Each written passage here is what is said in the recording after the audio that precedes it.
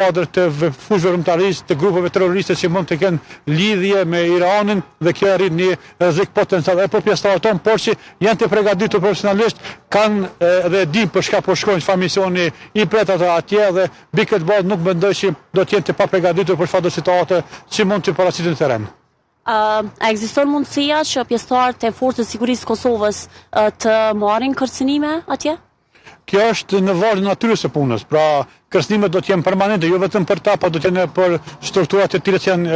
do të jenë involvuese në kuadrat e forcës ndërkombëtare paqërruese në Gaza dhe do të mund të përballojnë për çfarëdo situatë që mund të paraqitet, sepse do të kenë bashkërëndim dhe bashkëpunim edhe me forcat e tjera. Kërcënimet do të jenë permanente, do të jenë evidente, por ndaj të cilave kuadri profesional i ushtrisë së Kosovës, ushtar, nën oficer dhe oficer, do të përgatiten paraprakisht në Kosovë për çfarëdo situatë si nuanca që mund të paraqitet gjatë kryesë së misionit të tyre në atje. Sa është i rëndësishëm bashkëpunimi dhe koordinimi i FSK-s son pra me forcat e tjera atje? Unë mendoj që koordinimi është jetik dhe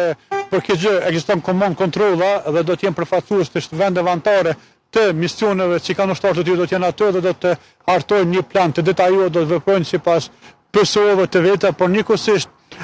prezenca e Forcës së Sigurisë të Kosovës atje padyshim është një element, është një kartë tjetër e ndëshkishme dhe mund të themi me përgjegjësi të plotë që pas këtij misioni Forca e Sigurisë të Kosovës, ushtria e Kosovës do të jetë anëtare e plotë e barabartë me të gjitha anëtarët e tjerë në kuadrin e misionit të NATO-s. A beson që pjesëtarët e Forcës së Sigurisë Kosovës do të jenë mjaftueshëm të përgatitëm për një mision të tillë? Derisa ne kemi kaluar 3 Europe Defender, po 3 ushtrimeve ushtarake më të mëdha që bëhen jashtë territorit amerikan, padyshim validitimi i regjimenteve, ndërveprueshmëria, ngritja e kapaciteteve të Forcës së Sigurisë së Kosovës për gjatë këtyre periudhave që kemi lënë pas dhe në kuadrin e planit 10 vjeçar, unë mendoj që në aspektin e leadershipit, në aspektin profesional ushtarak, ne do të jemi të barabartë